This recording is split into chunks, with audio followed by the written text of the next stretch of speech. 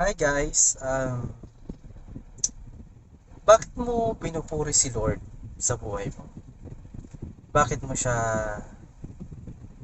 laging wino-worship? Ano ang reason mo? Reason mo ba dahil may reward kang matatanggap? Reason mo ba dahil natatakot ka na mapunta sa impyerno? O dapat nating maging reason kaya tayo nag-worship sa Lord dahil kung sino siya, dahil isa siyang Diyos na marapat nating sambahin. At alam nyo guys,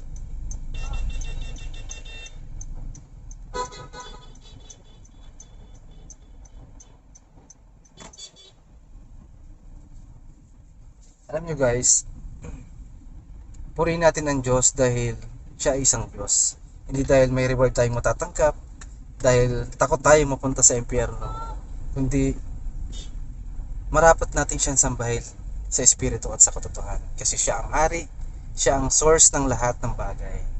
Kaya, yun lamang po. Maraming po salamat. God bless po sa atin. Ingat po sa lahat.